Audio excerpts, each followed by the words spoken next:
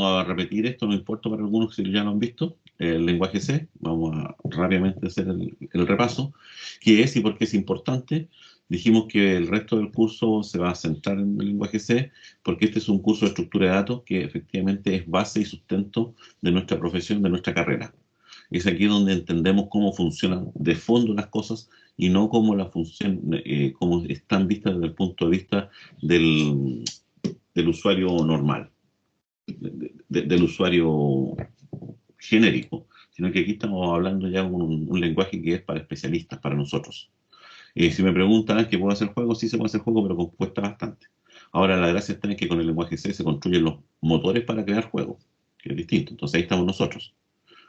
Nosotros somos los que tenemos que entregar estas herramientas. Y no empezar a decir, pero es que era más fácil esto si esto está hecho en nuestras cosas. Sí, pero nosotros tenemos que aprender a hacer esas cosas. Porque si no somos nosotros quien las hace, ¿quién las va a hacer? Esa es la pregunta de fondo. Por eso es importante entender los conceptos que aquí vamos a verter, lo que vamos a hablar. Vamos a entender cómo funciona una variable en la memoria.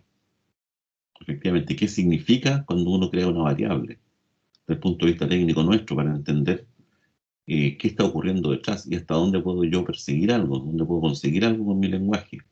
Eso es fundamental. Por eso es importante que le pongamos énfasis y ahora a la sintaxis, a la filosofía del lenguaje C y no tanto a programar, tanto a aprender a programar, porque se supone que ya tienen las nociones. Esa es la idea. El lenguaje C, como dijimos, ya fue creado por Dennis Ritchie en el año 72 para crear el sistema operativo Unix. Deriva de un lenguaje anterior que se llamaba B, pero se llama C, creado por Ken Thompson. ¿De dónde viene esta cosa? En que hasta los años 70 existían muchas empresas que fabricaban computadores. En esa época no había notebooks, por si acaso, no había PCs de escritorio, sino que todos eran mainframe o computadores grandotes que tenían conectados terminales. Se llamaban terminales tontos porque solamente podían conectarse al computador nomás en modo texto. No eran gráficos ni nada por el estilo como ustedes lo manejan ahora. Y en esa época cada empresa, IBM, Basic4, Unisys, DEC, Data General, que ya muchas de estas ya no existen, fabricaban computadores. Y fabricaban el computador y por lo tanto tenían que fabricar también su propio sistema operativo.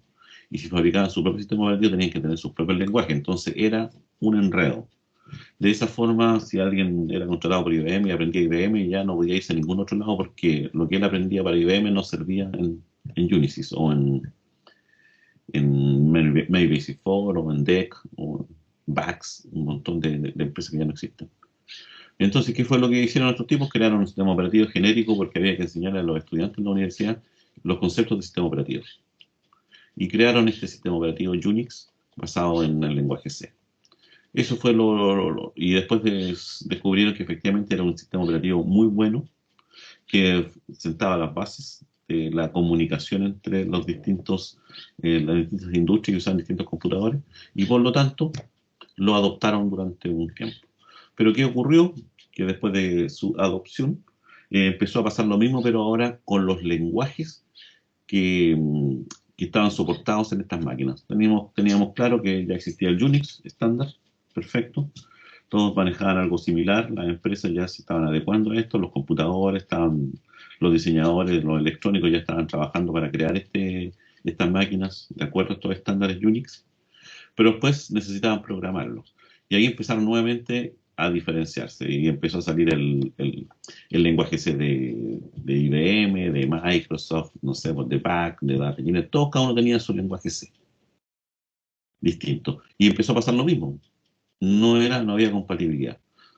Y para evitar esto, entonces, en el año 89 se crea por primera vez y se unifican los criterios y se denominó el lenguaje C ANSI C. ¿Qué significa eso? Que cumplía ciertos estándares que todos los que dijesen que trabajaban con el lenguaje C tenían que tener esto en común. Nada más. Tenían un piso común. Ahora han salido una serie más de estándares, pero esa es la historia. Por lo tanto, el que trabajamos nosotros, el lenguaje que trabajamos nosotros, es el lenguaje ANSI C. Y yo siempre se lo menciono porque el libro donde se presentó el lenguaje, efectivamente, en el primero no decía ANSI C, y tampoco decía segunda edición, decía el lenguaje de programación C, punto, no, por Kernighan y Ritchie. Pero después del 89 salió esta evaluación, esta edición, se le denominó segunda edición, pero ahora tiene incorporado ese estándar. Es decir, dicho eso, todos los lenguajes C que se llamen C a partir del año 89 tienen que cumplir un piso mínimo, una base. Eso es lo que enseñamos nosotros, por si acaso. Nosotros trabajamos con el estándar, de tal forma que si usted va a trabajar, va a ir a programar para Microsoft en lenguaje C, va a ir a programar para Unix, para Linux, para donde sea, no hay problema porque usted está usando el estándar y por lo tanto ese es soportado en en todos los computadores, en todos los sistemas operativos.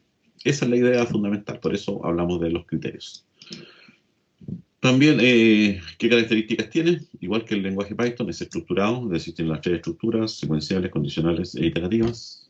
Y ahí están las subrutinas, estructura de control, el tema del manejo de funciones, todo lo mismo que ya ustedes han visto en Python, también lo tenemos acá nosotros. Aquí hay una frase que yo siempre repito, es amigable, claro, para los que ya aprenden, pero cuando uno comienza es totalmente árido. Árido en el sentido de que es complejo, es requiere un punto y coma mal puesto y genera un montón de situaciones desagradables. Es flexible, sí, muy, muy flexible. Muy, muy, muy flexible. Es potente, es poderosísimo.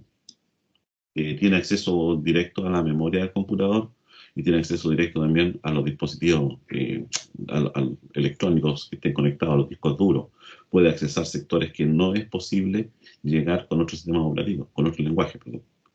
Eso es importante. Es eficiente, es terriblemente eficiente. ¿Por qué?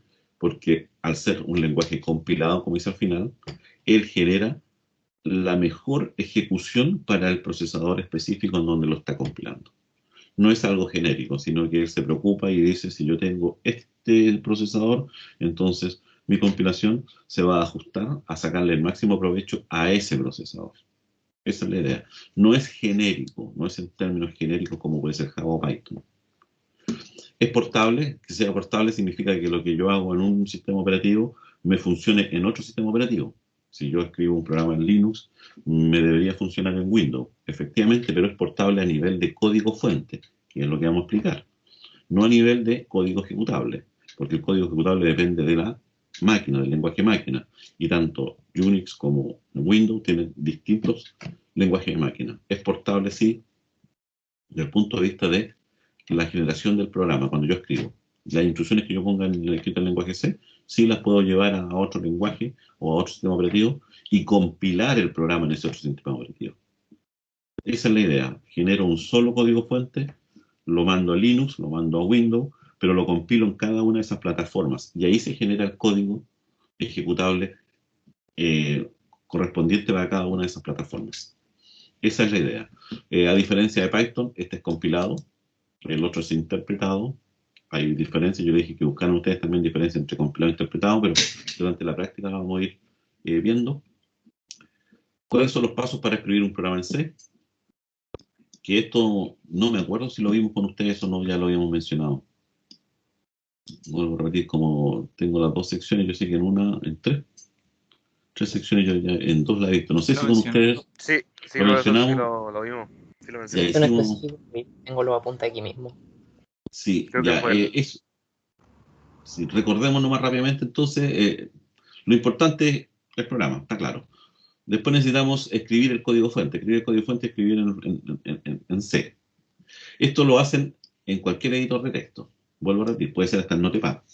Pero nosotros entregamos a ustedes la posibilidad de hacerlo en CodeBlock, en Visual Studio Code, en lo que sea. Y existen una serie de situaciones o pasos que uno debe generar cuando quiere construir un programa en lenguaje C. Y todos estos pasos, en el fondo, estos tres que tengo marcados acá, estos tres puntos, yo no los diferencio si trabajo en un IDE, en CodeBlocks o en Visual Studio Code, porque yo ahí está todo junto. Pero lo que quiero dejarles claro a ustedes que son etapas. Son etapas que van pasando internamente. Hay una etapa que es la escritura del código fuente, donde yo grabo en el editor, ¿cierto? El punto C. Después aprieto el botoncito que dice compilar. Y en ese momento se ejecutan estas dos acciones. Y en realidad hay una acción previa, que es el preprocesado. Pero en teoría se genera un código objeto, un código intermedio, que es la traducción del punto C a esta cosa rara. Eh, Ahí se compila si hay algún error de sintaxis, si ustedes escribieron mal alguna variable, alguna función o algo. Y si está todo ok, se pasa a la siguiente etapa, que es generar el archivo de salida. Es decir, el que yo voy a ejecutar y voy a probar, que es el que yo voy a distribuir.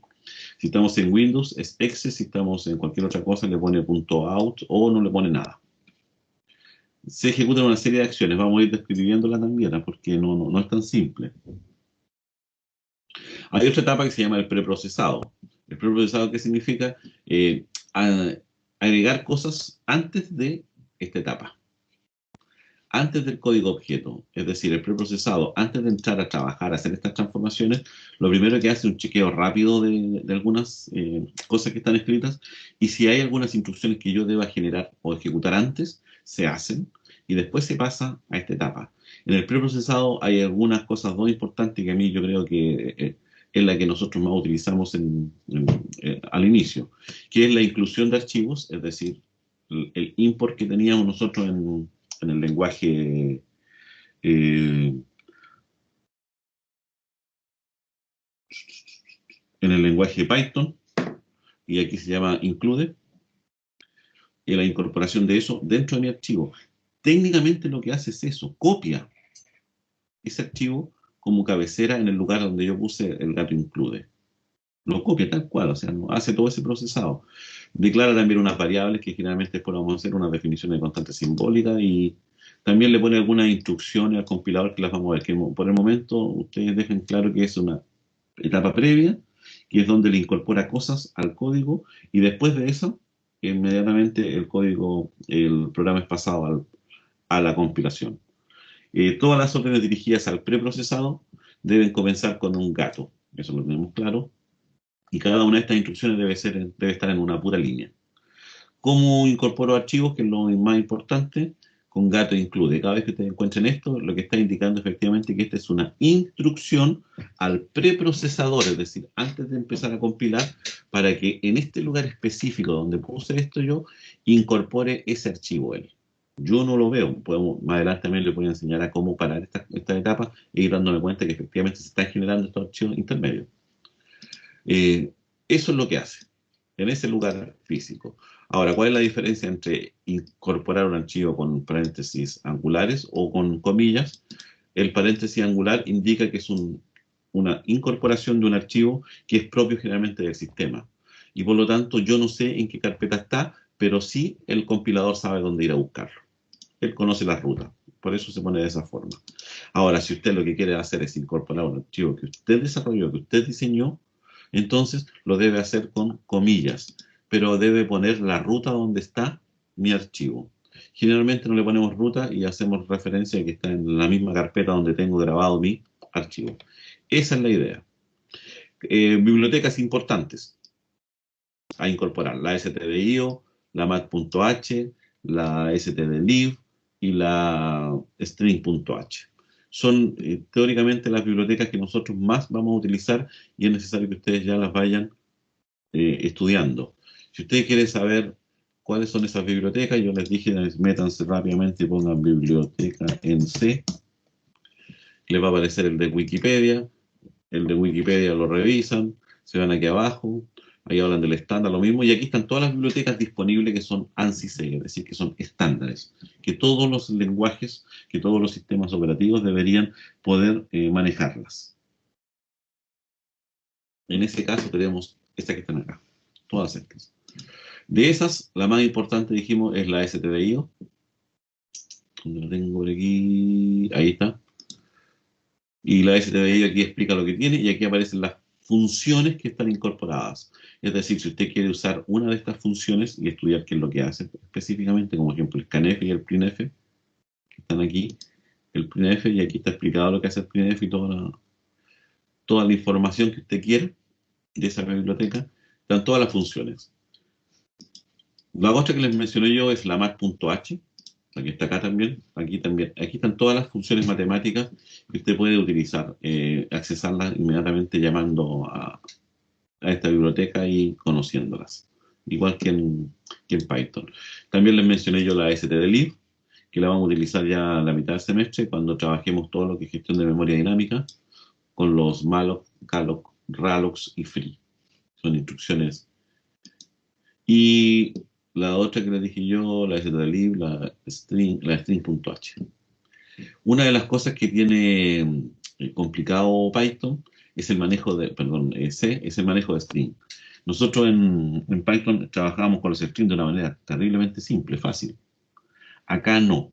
No existe el tipo de dato Python, en C, el tipo de dato denominado string. Dicho de otra manera, el lenguaje en sí no maneja string, es decir, conjunto de caracteres. Lo que maneja solamente es un carácter. Y la pregunta es entonces, ¿cómo puedo manejar yo nombres, apellidos, variables que contengan palabras? Entonces, para eso se crea la biblioteca string.h, que es la que contiene la operatividad del string. No es como en Python, que venía ya definido. Y por lo tanto, aquí tenemos un montón de funciones que vamos a tener que utilizar. Añadir una cadena al final de otra. En Python eso lo hacíamos con el signo más y era súper simple, ¿cierto? Comparar dos cadenas, preguntado nomás en el if, variable A igual variable B nomás, y si A y B eran string se comparaban. Acá no, acá debo hacerlo todo a través de funciones. Esa es la idea, ya que hay varias funciones. Aquí la stdlib, miren, la stdlib, ya. Aquí ustedes pueden darse cuenta que, por ejemplo, hay funciones esta de gestión de memoria. Y aquí ustedes van a entender el poder del lenguaje. Aquí, instrucciones como esta, en donde lo que estamos haciendo es accesando directamente la memoria, la dirección de memoria de la variable. Ese tipo de cosas hacen que el lenguaje sea poderosísimo. Ya, dicho eso, entonces esas son las bibliotecas que vamos a manejar. Si tienen dudas las pueden buscar, bajar por ahí, generar su documento. Esa sería la idea. Hicimos este primer programa que tratamos de ejemplificarlo. Yo voy a trabajar acá y ejemplificar, como siempre lo he dicho, con Visual Studio Code, pero me di cuenta que hay un pequeño problema cuando veamos el scanf, que no lo he resuelto todavía, pero resolverlo este fin de semana. No sé por qué no estaba funcionando ahora. Pero esta es la idea. Vamos a estudiar primero esto, indicar claramente que aquí hay una incorporación en este lugar específico. Él va a ir y va a tomar lo que tiene el stdio.h, que es un archivo. Usted lo podría buscar también ahí, ver qué es lo que tiene, si quiere experimentar e investigar, lo puede hacer sin ningún problema. Yo podría buscarlo acá también, y porque son archivos que están instalados. Yo no sé en qué parte lo instaló el compilador cuando se instaló, en alguna parte instaló esto. Y por ahí deberíamos buscar en algún lugar donde está eso. Es un archivo. Es bueno ir a verlo, pero no le vayan a hacer algún cambio ni lo vayan a borrar, porque si no se echarán el compilador. Así de simple. Y habría que volver a instalar todo. De hecho, aquí hay un stdio.h. Veamos qué es lo que tiene. Abrámoslo con TextEdit nomás. Un editor de texto normal. Ahí está el programa. Eso tiene. Y tiene, ojo, más instrucciones que son gato. Es decir, más instrucciones al preprocesador. Define y renombra varias cosas. Ya, pero eso es en términos prácticos, si ustedes quisieran trabajar. Siempre debe existir una función en mi lenguaje C, en mi programación en C, que se llama main. La función debe ser main. Y recuerden que matemáticamente, y eso es lo que hemos dicho nosotros en Python igual, las funciones reciben valores y son los argumentos que los ponemos siempre entre paréntesis. Y la función, generalmente cuando es necesario, retorna un valor. Esta es la estructura, a diferencia del lenguaje Python, en donde nosotros usábamos el def y el nombre de la función. Acá no se usa ninguna palabra reservada, sino lo que debe tener claro es el nombre de la función, cómo se llama la función. Si le pasé parámetros, vamos a estudiar claramente que es una cosa compleja acá, pero además debo indicar qué va a retornar. Lo que estoy indicando con esto es que existe una función que se llama main y que devuelve al finalizar ella la ejecución un valor entero. Y una de las cosas, también diferencias con Python, que las funciones en el lenguaje C solamente en teoría devuelven un solo valor. Recuerden que nosotros en Python de repente si la función podía devolver 3, 4 variables distintas, ¿se acuerdan? La poníamos en una misma línea y era más simple. Acá no. Acá solamente devuelve un solo valor. Y ese valor puede ser uno de los tipos de datos predefinidos por el lenguaje. Lo voy a explicar también a continuación. Pero en el fondo, ¿qué es lo que estoy indicando con este primer programa en C? Que va a haber una función que necesariamente tiene que existir, que se llama main, que es donde comienza la ejecución de mi programa. Esa función no va a recibir valores y va a retornar al que lo llamó, que es el sistema en este caso, cuando ejecuto mi programa, un valor entero. Los comentarios, en C hay dos formas de hacer comentarios. Este ejemplo que está aquí es el comentario denominado comentario de línea. Y abarca todo lo que uno escriba hasta que dé el enter. Ahí ya se acabó el comentario. Existen otros comentarios que se denominan comentarios de bloque, que se los voy a mencionar cuando esté escribiendo el programita. Después viene una instrucción. Printf es el equivalente al print de Python, pero aquí se llama printf.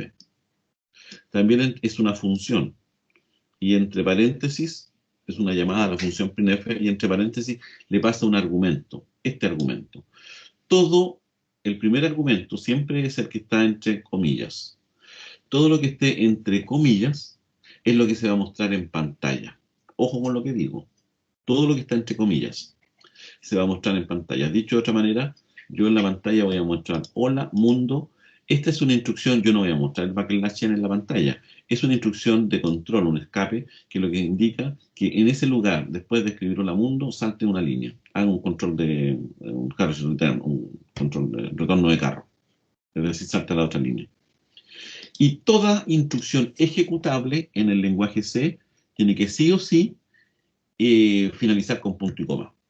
Por lo tanto, aquí el punto y coma me indica a mí fin de la instrucción. Ojo con esto, que me lo había olvidado mencionar. Ese paréntesis hace referencia al bloque de las instrucciones que pertenecen al main. Todas estas que están dentro de los paréntesis de llave son las instrucciones que pertenecen a la función main. Eso es importante reconocerlo. Fíjense que aquí en el ejercicio están indentadas, igual como en Python, pero en el lenguaje C no es necesario indentarlas porque él las reconoce encerradas entre paréntesis de llave. Pero es una norma de programación que nosotros hacemos exigible, que cuando uno abre un bloque, igual que en Python, yo debo tabular.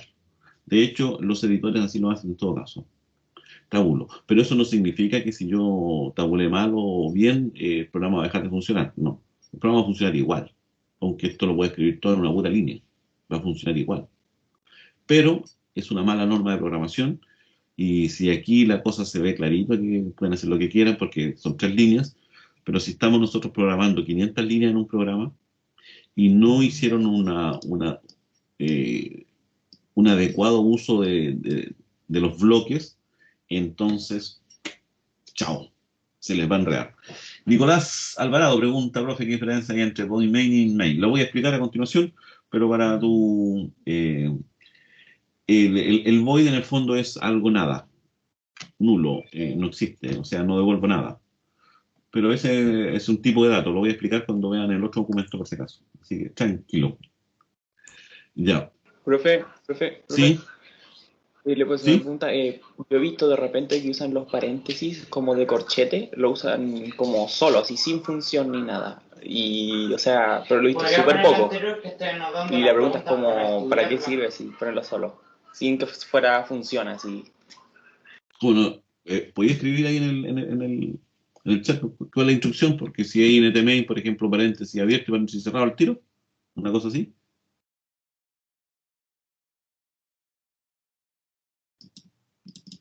¿Aló?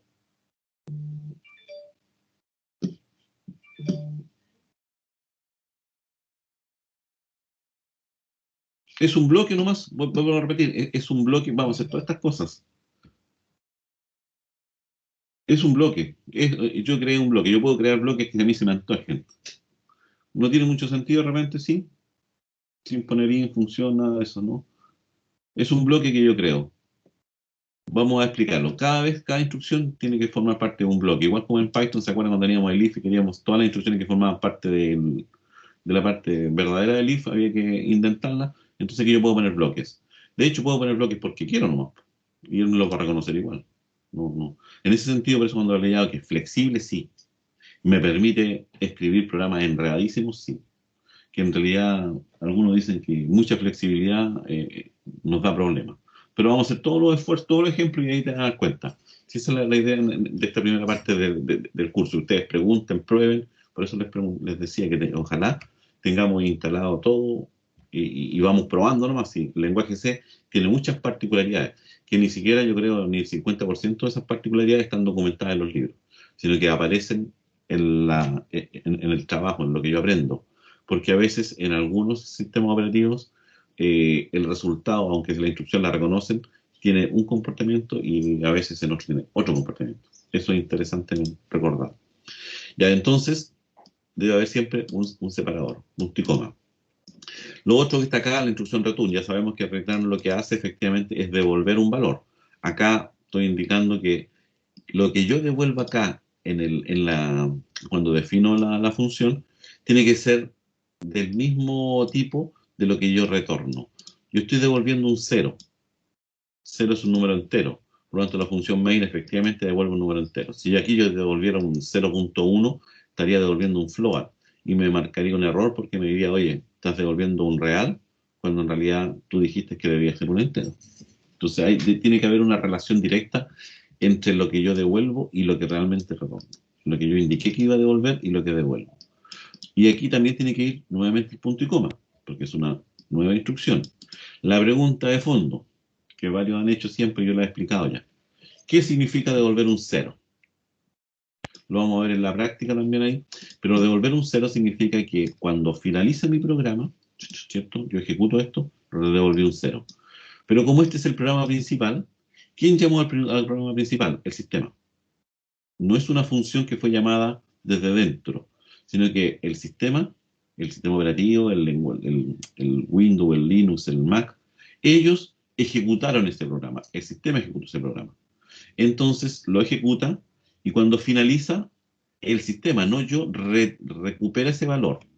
Si ese valor de retorno es 0, esto que está acá, le está indicando al sistema operativo que el programa finalizó de manera adecuada. Ojo, no estoy indicando que estaba correcto el programa, porque puede haber hecho mal el cálculo, pero finalizó de manera adecuada. Finalizar de manera adecuada significa que el programa terminó su ejecución donde debía terminar, en este punto.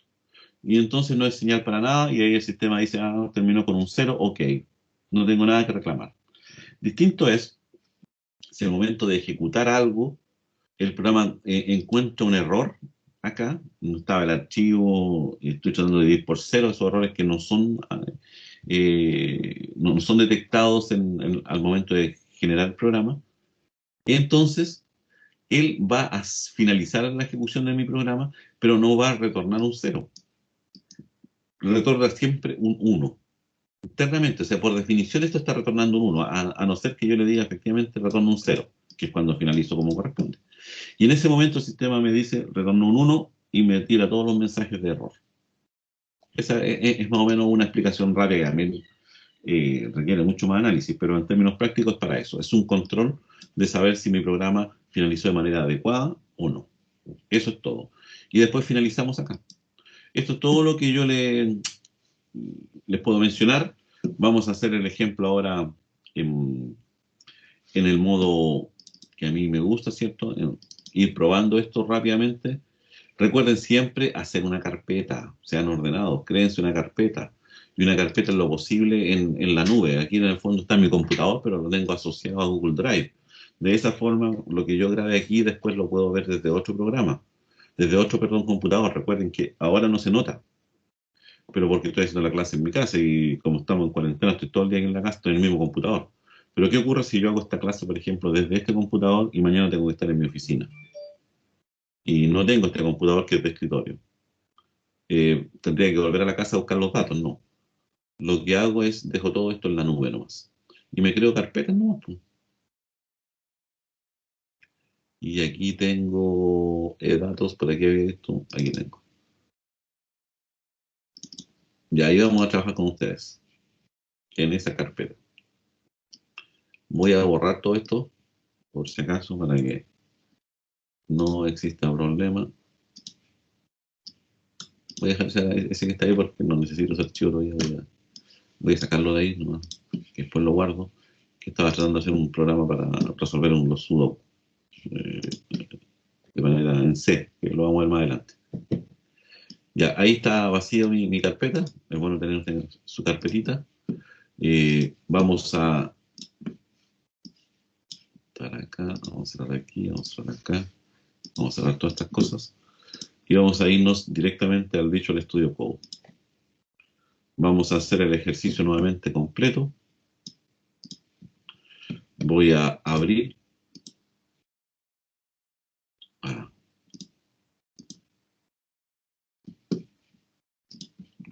Voy a abrir la carpeta Google Drive. Voy a apuntar. Ya, me embarré ya.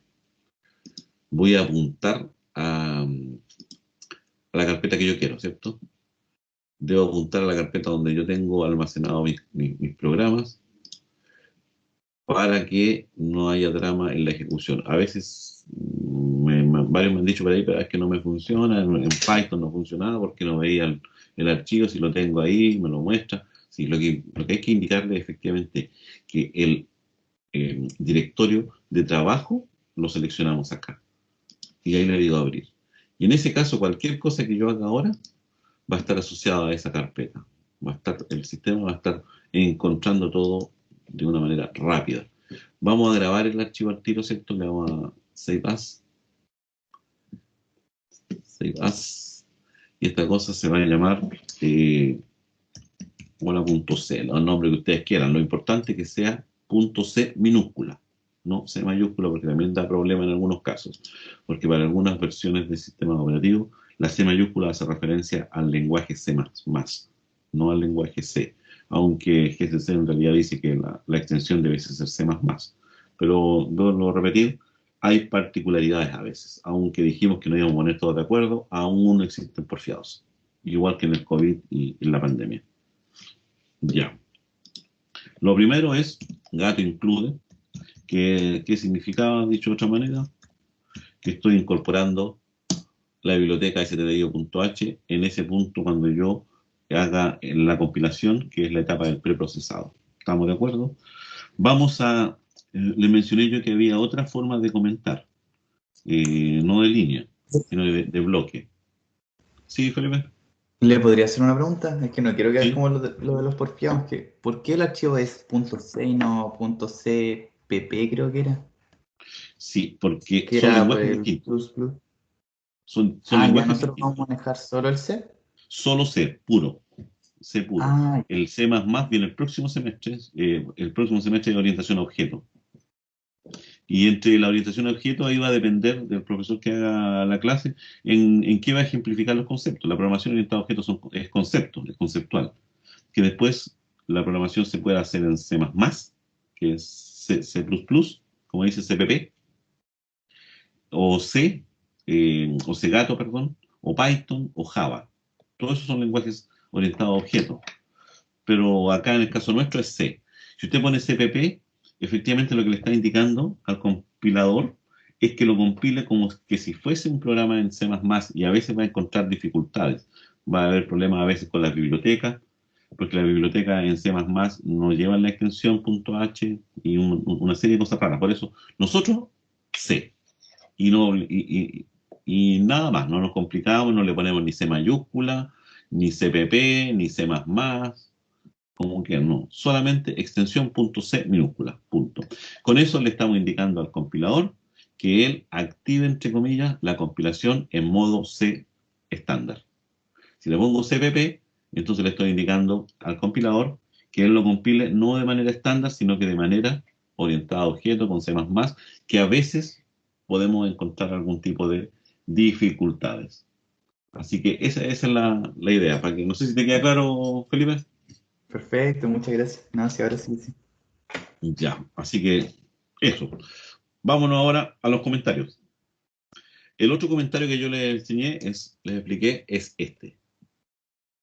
/ asterisco, voy a hacerlo como un ejemplo, ¿cierto? Quiero hacer un comentario que involucre varias líneas, no solamente una. Entonces, yo uso ese tipo de comentarios, el comentario de bloque. Fecha, hoy día estamos a 24, tengo entendido, de marzo de 2021, versión la 0.0. Y para finalizar ese comentario, fíjense que las letritas las voy poniendo en verde. Al revés. Todo lo que esté encerrado entre estos valores, slash, asterisco, asterisco, slash, se considera comentario. No tengo para qué estar poniéndole slash, slash, slash, slash, slash, slash. Imagínense que quería comentar 40 líneas. No debo comenzar las 40 líneas con slash, slash, slash, sino que comienzo con esto, y eso me engloba completamente. Ahora, si yo le pongo acá el punto S, entonces esto ya dejaron de estar dentro del comentario, ¿se dan cuenta? Y me va a marcar error porque me está indicando que me falta el punto slash. Ya, eso es el comentario de bloque. Inmediatamente tiene que ir la declaración de la variable. La declaración de la función. Las funciones siempre se declaran. Declarar la función significa indicar qué tipo de datos va a retornar, qué tipo de datos recibe y qué es lo que hace. Vamos a estudiar también que hay un estándar para eso, no es llegar y poner las funciones al lote como lo hacemos de repente en Python, sino que esto tiene una estructura. El lenguaje C tiene una estructura mucho más rigurosa para ser compatible entre todos. Tiene que llamarse main, sí o sí la función, no pueden inventar. Si no existe la función main, el programa no va a trabajar. Entre paréntesis irían los argumentos. Inicialmente no le vamos a dar argumentos, después sí le vamos a entregar argumentos. Pongo el paréntesis de llave. Fíjense que el propio Visual Studio Code me rellenó y me puso el cierre de paréntesis. Y si yo aprieto Enter, él en forma automática también me indenta. Por eso hay que ser ordenado al usar estas herramientas. Aquí venía, esto es un comentario, ¿cierto? Y después venía la instrucción. Fíjense, ahí está el bloque. Lo que decía su compañero, de repente pueden encerrar instrucciones, da lo mismo. Vamos a probar después y ver qué nos arroja. Printf, hola mundo, estoy copiando tal cual el mismo ejercicio que ustedes lo tienen que haber hecho ya. Y siempre tiene que terminar el punto y coma. Y finalmente, return. Fíjese que el editor también le va completando, así, por eso es bueno usar estos editores. Y finalizamos. Acá ahora la recomendación, fíjense que está la pelotita. ¿Qué significa que está la pelotita? Que esto no está grabado todavía en el disco. Esto no está grabado. Por lo tanto vamos a grabarlo. Ahora sí está grabado, ya no está la pelotita. Ahora procedo yo a ejecutar esto de acá, pero en este momento cuando yo apriete este botón, se van a desencadenar todas esas acciones que dije yo. Primero, el preprocesado, es decir, va a incorporar lo que está aquí adentro aquí al interior. Va a revisar que no haya ninguna otra instrucción hacia el preprocesador, que no hay nada más. Ya, y una vez que terminó de hacer eso, le pasa el control a la primera etapa, que es revisar que esto esté bien escrito, que no haya errores de sintaxis, nada por el estilo, que eso es lo que hace. Y cuando está correcto, él genera un código intermedio, .obj, que yo no lo veo, pero él lo tiene guardado, no se lo muestra, pero después lo borra. Eso lo hace. Y después de eso, pasa ese paso intermedio, se lo pasa al generador, al creador del .exe, del programa ejecutable. Y el programa ejecutable se crea y se le incorporan todas las bibliotecas dinámicas o todas las cosas necesarias que el sistema requiere que tenga el programa para que éste funcione. Pasan todas esas cosas con el solo hecho de apretar yo este botón. Antes, en la antigüedad, había que ir haciendo esto por separado.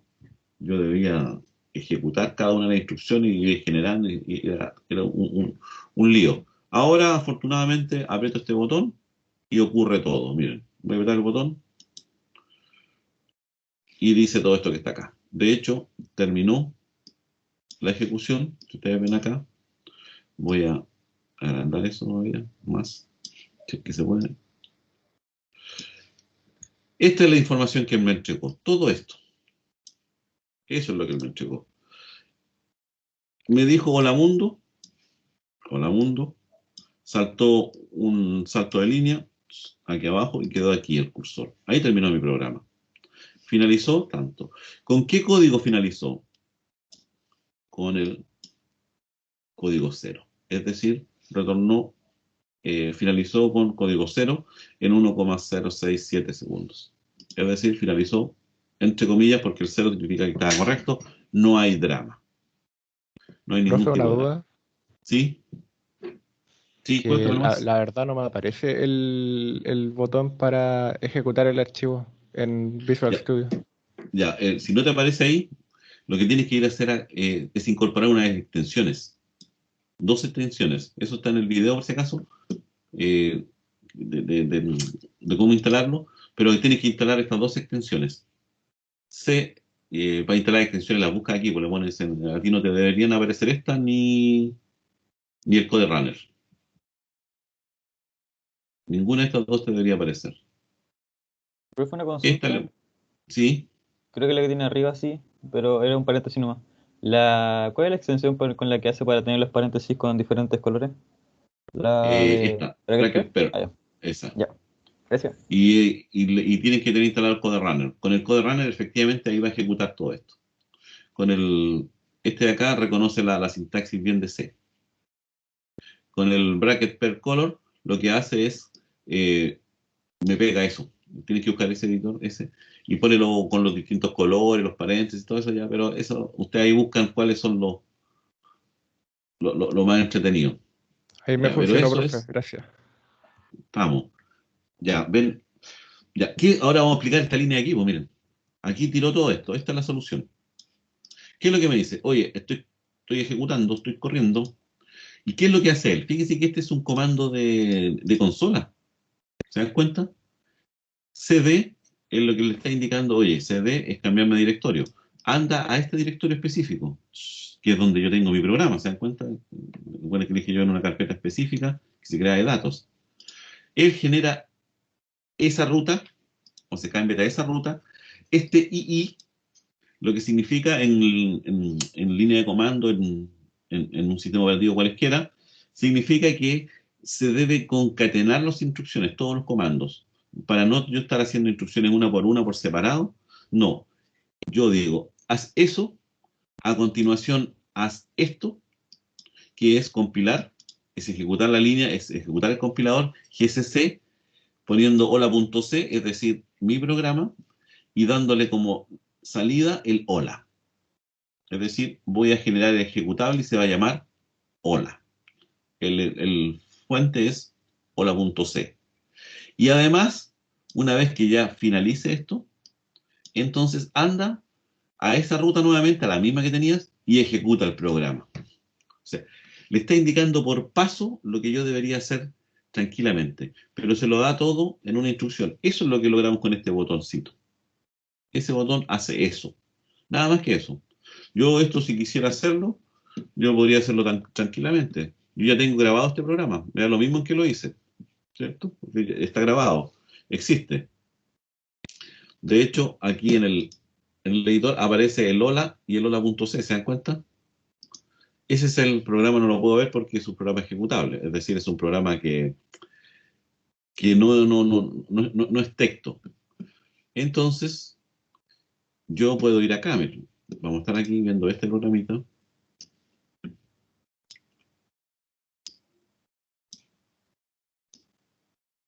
Dejémoslo ahí, ¿no? Por mientras. Lo voy a hacer para que vean ustedes que se puede hacer también aquí en modo de consola. ¿Qué es lo primero que tenía que hacer? Me decía que tenía que posicionarme en ese directorio. User, Acharaya, Google, Drive. Pero ¿dónde estoy yo parado? Yo en este momento estoy parado en User Acharaya. Es decir, ya tengo una parte acá. Debería irme al Google Drive. ¿Cómo me voy al Google Drive? Yo podría poner todo junto, pero ahora me puedo ir tranquilito. Ahí estoy dentro de la carpeta de Google Drive ahora. Dentro de esa carpeta están todos esos archivos. Aquí lo que dice dentro de la carpeta Google Drive, váyase usted a la carpeta PGM. Así me dijo usted que ahí está creado. Dentro de la carpeta PGM, me dice, váyase usted a la carpeta eDatos. Y me fui a la carpeta eDatos. Y ahora vea lo que tiene. Tiene el hola.c y el hola. Aquí una de las gracias de trabajar con Linux es esta, que yo puedo ver qué pasa con estos archivos. De hecho, el hola.c es un archivo que me pertenece a mí, que yo lo puedo modificar, no lo puedo ejecutar porque no es ejecutable, pero este sí, el hola sí es ejecutable, está claro. Ya, pero después me dice, pero ahora llámate al compilador. Perfecto, ahora me voy al compilador. Ahora digo gcc, hola.c, menos o, y aquí le voy a poner otro nombre, otro, para que vean ustedes que ahí se genera. Aprieto el enter, hago un ls, y ahí está el otro ahora. Ese es el ejecutable. Y ahora después de decir esta cosa, y después de haber creado el ejecutable, ejecútalo. Ejecutaba hola sin extensiones y tendría que ejecutar el otro. Acá se ejecutan ./otro, en Linux le ponen otro nomás. Y ahí está el programa, hola mundo. Se encuentra todas estas cosas que las puedo hacer por separado, así que no se vuelvan locos de repente con un editor, si le falló el editor, siempre se puede hacer todo en línea de comando. Y nosotros somos informáticos, por lo tanto tenemos que ir acostumbrándonos a la línea de comando, a la ventanita. Por eso lo quise dejar aquí escrito, visto en el video, para que ustedes después lo repliquen y empiecen a entender estos comandos. Ya dicho eso, eso pasa con nuestro programita. Aquí pueden empezar ustedes a probar un montón de cosas. ¿Qué pasa, por ejemplo, si pongo Ratum 5? O sea, que se le ocurrió devolver el 5. Vamos a cerrar este. Vamos a grabar. Aquí, lamentablemente, hay que grabar, asegurarme. Tengo que ejecutar acá nuevamente. Ya, y ahora él ejecutó nuevamente esto. Ahora se demoró 1,67, ahora se demoró menos segundos, pero ahí me dijo que devolvió un 5. ¿Se dan cuenta? Retornó un 5. ¿Por qué? Porque el sistema recuperó lo que yo estoy entregando. Vuelvo a repetir, para nosotros siempre debe ser un 0. ¿Qué pasa si me falta un punto y coma? ¿Qué pasa si me eché un punto y coma? Ejecutamos nuevamente, tenemos que estar siempre grabando, por si acaso, acostúmbrense. Grabar, compilar, ejecutar. Grabar, compilar, ejecutar. Grabar, compilar, ejecutar. Ahora compilo y ejecuto y me da ese. Hizo la misma línea, pero me dice que hay un error en la línea 9, esta, en el carácter 27. Veamos cuál es el carácter 27. 1, 2, 3, 4, 5, 6, 7, 8, 9, 10, 11, 12, 13, 14, 15, 16, 17, 18, 19, 20, 21, 22, 23, 24, 25, 26, 27. Es el del final, ahí me lo está indicando en todo caso. Esperaba un punto y coma. Eso es lo que me está indicando. Y ahí está el mensajito claro. Y fíjense que él entregó el código 1, no puso código 0. ¿Por qué? Porque no finalizó por acá. Finalizó antes mi programa, no alcanzó a salir con el retorno correspondiente. Entonces, con eso me queda claro que mi programa está en error. ¿Qué debo hacer? Ponerle el punto y coma. Ojo, esto fue un error. Que quede claro que fue un error.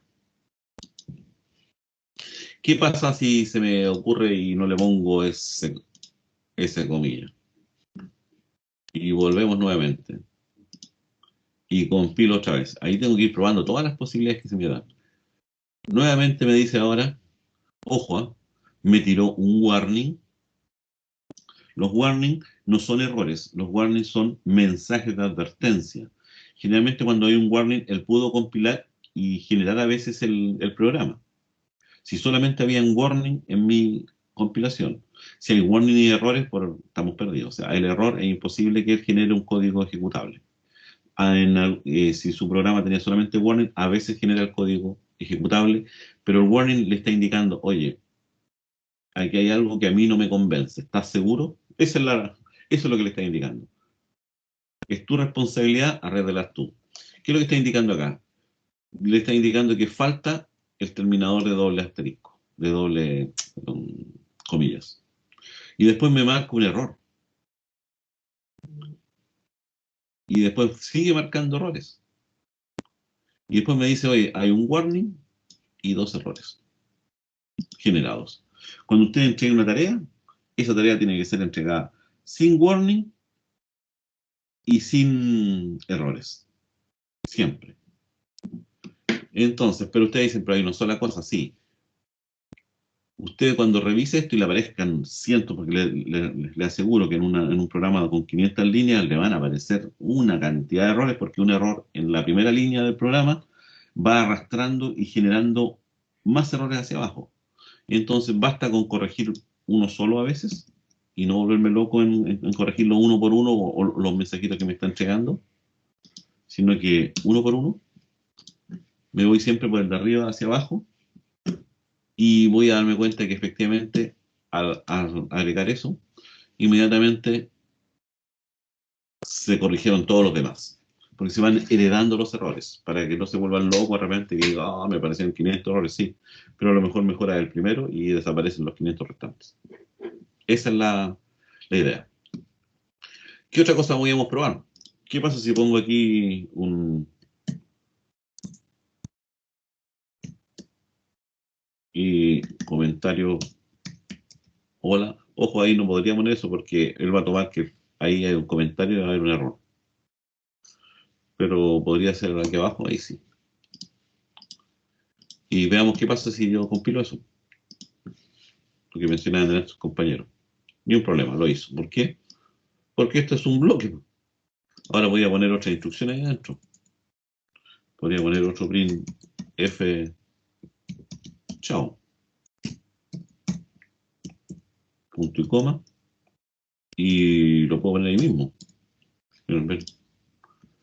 Estoy indicando que la palabra printf está dentro de un bloque.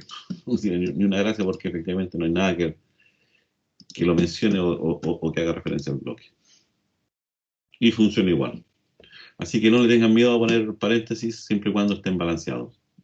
Pueden poner los paréntesis que ustedes estimen conveniente y no va a haber mayor dificultad. Aquí hay varias cosas que tenemos que ir planteándonos, preguntándonos, viendo qué pasa, que si se me ocurre algo, si no se me ocurre. Ustedes son los que tienen que ir en este momento entendiendo esto, practicando esto, viendo, probando, igual como lo hicimos en Python, y entendiendo los errores. Eso es fundamental, entendiendo los errores. Uno aprende del error siempre. Eso lo quiero que les quede claro. Aquí ustedes pueden ir modificando las fechas, lo que se les antoje. Después les voy a pasar un tutorial completo de GCC donde van a poder hacerlo por consola y cortando el proceso antes.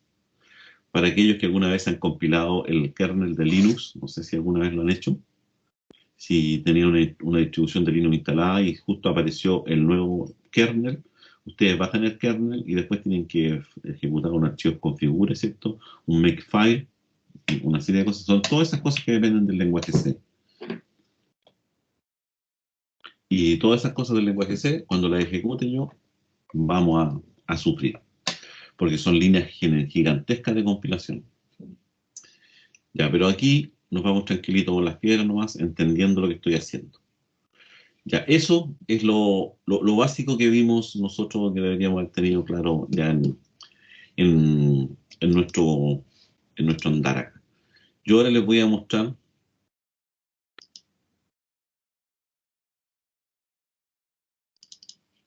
otro documento que lo tienen ustedes también ahí y que se llama Estructura de un programa en lenguaje C. Este documento. Quiero que lo revisemos porque este es un documento que me va a permitir a mí también ir agregando más cosas a lo que ya estamos hablando. Ya, eso es fundamental. Primero que nada, eso lo deberían copiar siempre. Usted parte un programa y debería tener eso listo. Siempre. Debería estar listo. Ahí parte y después pone el código programa y después va trabajando. Hablamos de las bibliotecas estándares. El lenguaje C es muy simple, de hecho tiene 27 o 28 palabras reservadas. Palabras reservadas significa que palabras que significan algo específico para él y que son las que forman el lenguaje C. Para hacerles claro, el printf no pertenece al lenguaje C, porque es una función que está dentro de una biblioteca. Ojo con eso. El lenguaje C es muy simple, no tiene tipo... no tiene tipo booleano. ¿Se acuerdan que nosotros en Python teníamos el boolean? Una variable que podía tomar el valor de true o false, ¿cierto? Acá no. Acá los únicos tipos de datos que existen son numéricos. Tampoco tiene manejo de string, ya se lo había mencionado, cadena de caracteres. Ni manejo de memoria dinámica en el concepto más convencional. Lo que sí tiene uso de manejo de memoria dinámica a través de punteros. Nosotros vamos a llamar punteros. No obstante, dice, el estándar RC define un conjunto de bibliotecas, las libraries, que ahí donde vienen, que algunos dicen que son librerías. Bueno, lo dejamos, ya hemos repetido como 3 veces el tema. Son bibliotecas de funciones que necesariamente vienen con todo entorno de compilación de C y facilitan la programación. Es decir, ya se la mostramos ahí recién, vimos las que hay. Dijimos que este semestre, en el fondo, estas son las más importantes que vamos a trabajar. Generalmente las bibliotecas son .h, es decir, son archivos de tipo header, de encabezados, que son los que se incorporan a mi programa y como son instrucciones que comienzan con el gato, son instrucciones al preprocesado, para que siga incorporando o definiendo ciertas cosas que me van a permitir a mí realizar la compilación con éxito. Esa es la idea. Tenemos estas 4 bibliotecas que son las mínimos que deberíamos conocer y manejar con qué es lo que hay dentro de ellas. La stdio.h, la string.h, la stdlib.h y la math.h. Yo se las mostré a cada una de ellas, así que hasta ahí quedamos con esas. Los comentarios, también mencionamos que hay 2 tipos de comentarios. Estos que son comentarios de bloque y este que es comentario de línea. ¿Cuál es la diferencia? Que este solamente se ve afectado por todo lo que aparezca después del // ¿Hasta dónde? Hasta el punto, hasta que uno ingrese un enter. En cambio yo puedo partir mi comentario y escribir las líneas, la cantidad de líneas que yo quiera. ¿Dónde se va a cerrar el comentario? Cuando encuentre esta combinación de caracteres. Asterisco latch. Esa es la diferencia. Ahí hay ejemplos. Esto es un comentario que ocupa varias líneas. Este es un comentario de C. ¿Por qué puse C++? Porque históricamente el único comentario que tenía C era el comentario de líneas. Perdón, de bloques. Con el uso y la masificación del C++, se puso de moda estos comentarios de línea, que después fueron incorporados al estándar ANSI C, pero en realidad vienen del C++. Pero los podemos usar, ¿por qué? Porque son estándares. Y aquí está lo importante. ¿Cuáles son los tipos básicos de datos que podemos manejar en C nosotros? Y aquí hay una gran diferencia con el lenguaje Python. Yo cuando construía o jugaba con el lenguaje Python, ¿cierto? Usaba una variable, ponía a igual 5, nada más en forma automática, el sistema tipeaba o le daba un tipo a esa variable. Si decía a igual 5, entonces él analizaba, oye, 5 es un número entero, por lo tanto la variable a es una variable de tipo entero, entonces yo tengo que ir a reservar en memoria una zona para esa variable en donde va a contener números enteros. Lo hacía él. El lenguaje C no funciona de esa manera. Para el lenguaje C, lo que existe es la memoria y él va pidiendo trocitos y él va caracterizando ese trozo de memoria de acuerdo a algún tipo de dato que yo le tengo que informar previamente. Ese es el tema. Por eso es muy importante estudiar en C y conocer los tipos de datos. Los únicos tipos de datos que vamos a trabajar son estos que están acá. Estos 5 que aparecen aquí. El INT, que se denomina a los enteros, pueden ser positivos o negativos. Hay modificadores después que vamos a ir viendo que podemos trabajar con ellos, pero el INT es el entero. Lamentablemente, el entero en el lenguaje C tiene un rango de números bastante pequeño, desde el menos, no me acuerdo si 32.000 y tanto, hasta el más 32.000 y tanto. Si el número es más grande que eso, entonces vamos a tener problemas, lo vamos a ver en la práctica. Pero yo puedo incorporar y generar un entero largo, que eso ya es superior. Tenemos el tipo char. El tipo char, en rigor, también es un tipo numérico, ¿no? Pero el tipo char es una letra. Una sola letra, nada más que eso. Se reconoce porque está escrita entre comillas simples, no comillas dobles. Las comillas dobles las vamos a dejar para otra cosa más adelante, pero las comillas simples hacen referencia a una letra, a un carácter. Como C no tiene string, entonces debo inventar yo el manejo de string. ¿Y cómo hago el manejo de string? Pegando varios char al mismo tiempo. ¿Y dónde se pegan los char? En un concepto que nosotros vamos a hablar, arreglo o vectores. Así que ahí empieza la cosa a ser un poco más complicada desde ese punto de vista. Pero eso no tiene que ver con la solución del problema. Con la solución del problema ya aprendimos nosotros sobre el problema. Ahora lo que tengo que aprender es cómo esa solución que yo di la puedo representar en este lenguaje nuevo. Esa es la idea. Ya, están también los floats, que son los números reales o de coma flotante. Y también tenemos los double, que son números en coma flotante o reales, pero de doble precisión. ¿Cuál es la diferencia? Lo mismo que hablábamos de los enteros, que tenían un rango bastante limitado, entonces existían los long integer o los enteros largos, que tenían un rango de posibilidades mayor, mucho mayor. Y lo mismo pasa con los doubles. La diferencia está en la cantidad de caracteres decimales que puedo usar, de dígitos decimales que puedo usar en el double. El double tiene más decimales que el float. Pasa lo mismo con el entero. Pero vuelvo a repetir, esta cosa uno se da cuenta y ve la diferenciación cuando está resolviendo problemas en donde le ocurre la situación.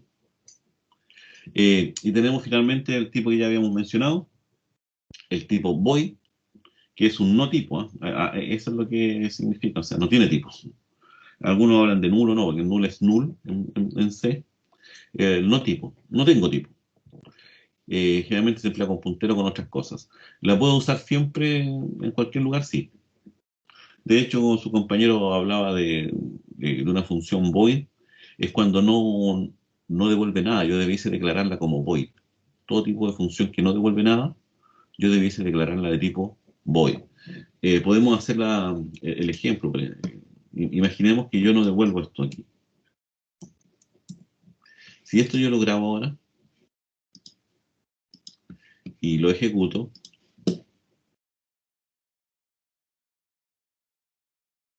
no pasó.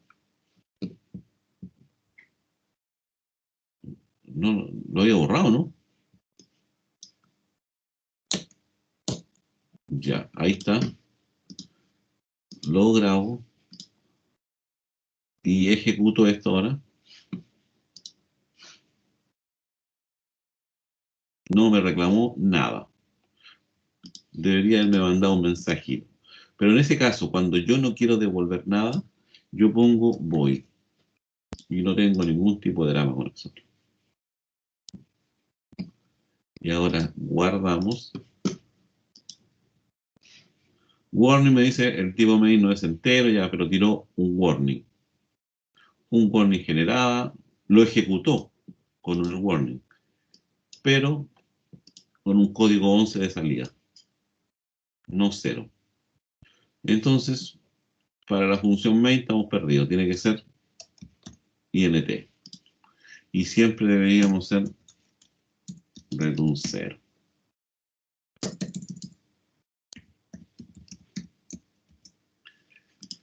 Ya, ahí grabamos esto y ejecutamos nuevamente y damos cuenta que está todo ok. Ya, pero ahí vamos probando los tipos de datos. Volvamos al documento que estábamos procesando. Ya. La declaración de las variables. Aquí es donde vamos a ver con el tema de las variables.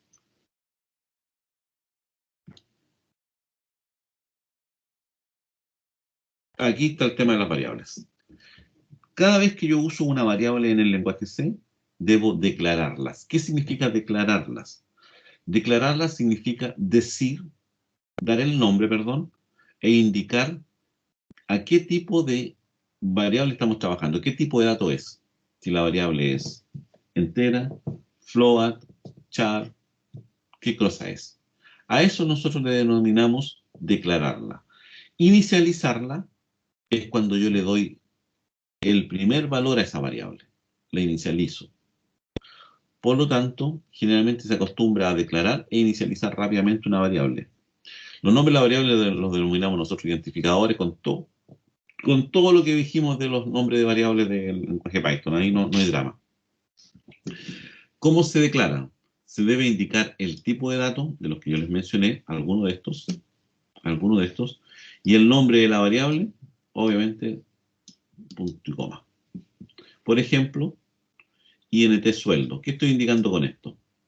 Al decir int sueldo, lo que estoy indicando es que va a existir una porción de memoria en donde pueda ser contenido un número entero toda esa cantidad de bytes, y a esa zona yo la voy a denominar sueldo. Eso es, en rigor, esta declaración. Estoy reservando una zona de memoria para contener los datos que voy a ir dejando dentro de esta variable y que van a ser de tipo entero. Eso es lo que está informando esta cosa. Por lo tanto, si yo no hago eso y utilizo la variable sueldo, entonces él me va a decir, oye, ¿dónde está esa variable? Porque no la hemos reservado. Recuerden que esto es compilado, no es interpretado. Por lo tanto, al compilador, él tiene que, al momento de compilar, tiene que saber dónde va a estar la memoria, dónde va a estar esa zona de memoria. Ojo con eso. Ya, eso es en términos prácticos. Aquí hay ejemplos de variables, ejemplos no válidos, o los revisan ustedes. Los operadores que nosotros podemos trabajar son los mismos que habíamos mencionado inicialmente en Python. Existe también, no encuentra nunca bien ponderado operador módulo, el resto que siempre jugábamos. Las asignaciones son igual como en Python, el nombre de una variable, a la izquierda y a la derecha una expresión, una constante, un número, lo que yo quiera. De hecho, puedo hacer esto, que significa declarar e inicializar la variable inmediatamente. Estoy declarando una zona de memoria que contenga un entero y que se llame valor 1 y que inicialmente va a tener valor 0. Aquí estoy declarando una zona de memoria que va a contener un entero que se va a llamar valor 2, pero no le he dado ningún número. ¿Con qué número se queda inicialmente si no la inicializo? Con el número que tenga en ese momento la memoria. Ahí es raro. Después puedo hacer operaciones, todo lo que ustedes quieran. Los operadores booleanos son los mismos operadores que tenemos en Python. Y hasta que llegamos al printf. Eso es lo que voy a hacerlo aquí en vivo y en directo con el printf. Ya, vamos a declarar una variable. Vamos a cambiar esto. Vamos a declarar la variable A. De hecho, por ejemplo, voy a decir yo A igual 5, por decir algo. Y aquí voy a escribir. Aquí me ponen atención. Yo voy a escribir A igual, no es que es la variable, sino que es lo que está entre comillas. Acá yo debiese poner un porcentaje D, que es para indicar lo siguiente. N y a continuación, coma A. Ya. ¿Qué es lo que dije yo inicialmente? Que yo voy a escribir en pantalla todo lo que esté entre la doble comilla. Sí. A igual esto. Pero el porcentaje D y el backslash N no los imprime. El backslash N está claro que es porque es una referencia a un salto de línea. Eso está claro. Pero ¿qué pasa con el porcentaje D? El porcentaje D lo que me está indicando es que usted en pantalla escriba la letra A, escriba el signo igual, y en este lugar específico ponga el contenido de una variable de tipo entero. Por eso el D viene de decimal. Les voy a mostrar también esos modificadores. ¿Cuál es el valor que yo debo poner acá? El primero que usted encuentre en el listado que viene a continuación. Si yo tengo dos variables acá, entonces deberían haber dos porcentajes acá, haciendo referencia al tipo de datos que yo voy a trabajar. Voy a repetir eso nomás. Voy a ejecutar esto que está acá. Va a dar error. ¿Por qué va a dar error? Porque la variable A no la he declarado, la he inicializado, pero todavía no le he dicho al sistema, oye, ¿en qué parte de la memoria va a quedar? Tú me estás indicando que le pase a una parte de la memoria al 5, pero no me has dicho dónde está esa parte de la memoria. Eso es lo que está reclamando acá él, cuando ejecutemos esto que está aquí. Y aquí está claro. Uso de un identificador no declarado. A igual 5. Aquí me dice lo mismo, uso de un identificador no declarado. Es decir, generó dos errores. En realidad sabemos que es uno solo. ¿Y cuál es el error? No haber dicho int A. Ahí sí, me creé una zona de memoria que va a contener un entero. A esa zona de memoria que contiene un entero le paso el 5. Y ahora no hay drama. Ahora efectivamente yo ejecuto esto. Veo aquí abajo, ahí está el 5. Siempre. ¿Qué pasa si yo quiero otra variable más? Int B. Y aquí voy a decir B igual 6, por decir alguna cosa, ¿no? Y quiero escribir los dos valores. Entonces debo hacer lo mismo. Debo tener aquí, oye, salta de unos cuantos espacios y pone B igual. Y también tienes que ponerle un porcentaje. Como es entera, le pones D. Y aquí a continuación ponen la otra línea. Entonces ahora, al guardarla y al ejecutarla, A5B igual 6. ¿Se dan cuenta? Si yo esta la declaré float, entonces, y hago lo mismo, y esto lo ejecuto,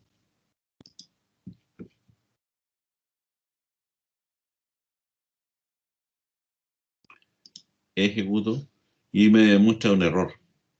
Me dice que, oye, tú dijiste que aquí iba a ir un entero, pero le está tratando de asignar un float. Entonces también tiene que haber un modificador específico, F. Para cada uno de esos elementos hay modificadores, por si acaso. Y ejecutamos ahora, y ahora sí. Fíjese que yo puse 6 y él me entregó 6.0.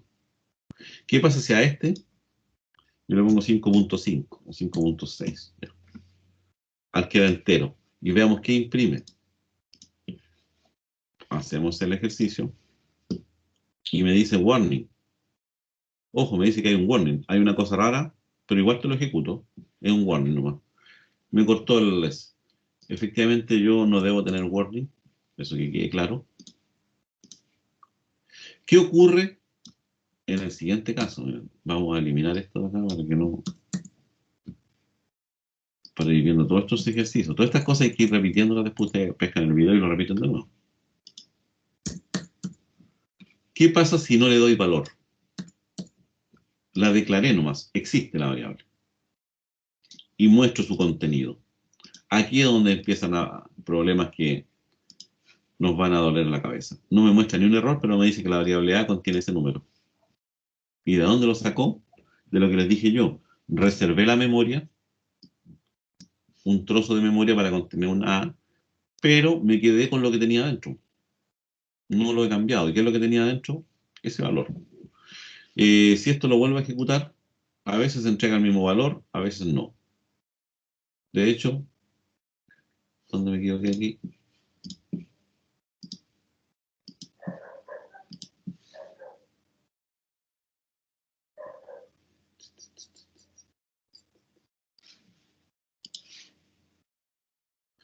Ahora me tiró ese otro valor. Y si esto lo ejecuto de nuevo, otro valor. ¿Por qué? Porque le está entregándome en cada ejecución una parte distinta de la memoria. Me está reservando eso. Y punto. Y eso me genera a mí una inmensa cantidad de errores. Por lo tanto, siempre se aconseja no siempre, pero cuando es necesario, declarar e inicializar al tiro, para saber que efectivamente esa variable está limpiecita. Y ahí no habría nunca un drama. Esas son situaciones raras que ustedes tienen que manejar. Aquí tienen todo ese tipo de cosas, lo que yo le he mencionado. Aquí están los modificadores. D, si lo que quiero es trabajar con un número decimal. U, un decimal con signo, un unsigned char. X, si yo quiero mostrar un entero hexadecimal en base a 16. C, si lo que quiero mostrar un carácter. F, si es un real. O LF, si es un real doble. Ahí hay varias cosas. La secuencia de escape, ya conocemos el backlash n, que es el salto de línea, pero también tenemos el backlash t, que es la tabulación. El backlash a veces funciona, a veces no funciona y tira un pito. Y vamos al último que nos queda para terminar el día. ¿Qué pasa con el scanf? El scanf me permite a mí ingresar datos, es el input. Tiene una estructura un poco rara. Y vamos a trabajar acá. Y acá es donde se nos provoca el error con el editor, por si acaso.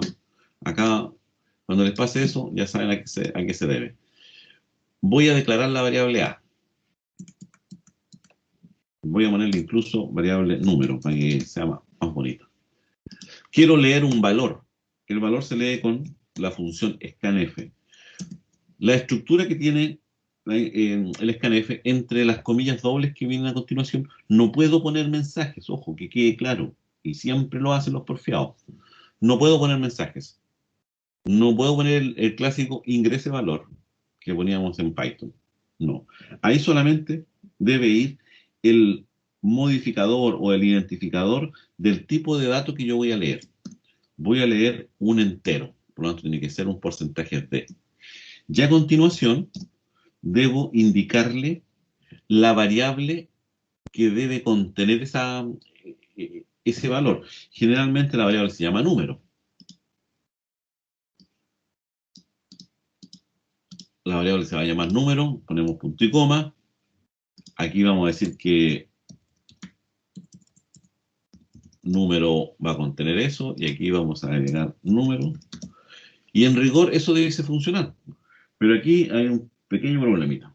Primero, en el scanf, si ustedes recuerdan y vean lo que está acá, aparece ese símbolo. Porque lo que está haciendo esta cosa es que efectivamente va a ir a llenar esa posición de memoria. Pero yo le debo pasar la dirección de memoria. No le debo pasar el nombre de la variable, que es una cosa interna que tiene C, que después la vamos a entender.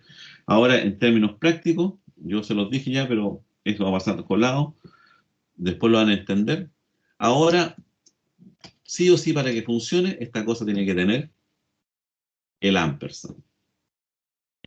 En el scanf, cuando capturo variables, las variables siempre tienen que ir precedidas por el ampersand. Tómenlo como una ley por mientras no entendemos la lógica clara que hay detrás, que la vamos a entender cuando veamos los punteros. Entonces ahora yo podría tranquilamente esto guardarlo y ir a compilarlo. Si yo quisiera también entregar un mensaje, debo hacerlo a través del printf. Aquí ingrese un valor para número, dos puntos, punto y coma. Ahí está lo lógico. En el scanf no puedo poner mensajes, que quede claro. Solamente el tipo de dato que voy a recibir y la variable que lo va a recibir precedida por el ampersand. Y después ya es lo mismo. Aquí ya tenemos la historia. Pero si esto yo lo grabo y lo ejecuto en nuestro amigo acá, vean ustedes si le funciona en Linux, en Windows, por si acaso, pero a mí no me funcionó ayer en la tarde. Acá en Visual Studio Code. Voy a ejecutar.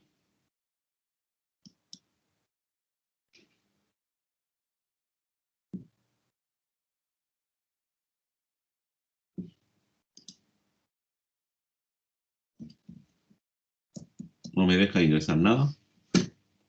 No sé dónde quedó el control. Estoy ejecutando en la salida. Me está mostrando eso nomás. De hecho, si yo trato de escribir acá, me dice no puedo editar. Me voy al terminal. No tengo nada que ver ahí. Y quedo ahí botado. No puedo continuar la ejecución. El scanf no sé por qué algo me falta incorporar, no tengo idea. Problema. ¿Cómo lo resolvemos? Fácil. Me voy acá. Yo sé que el programa se llamaba ese. Yo puedo compilarlo de nuevo. Puedo ejecutarlo. Y aquí no hay ningún problema. 1, 2, 3 y me dice el número 1, 2, 3. Porque lo hice todo en modo de consola, ¿se dan cuenta?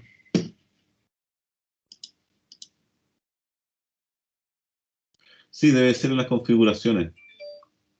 Tiene que poner un término. No lo he hecho, pero vuelvo a repetir. Me sirve a mí también de ejemplo para lo que quería contarles.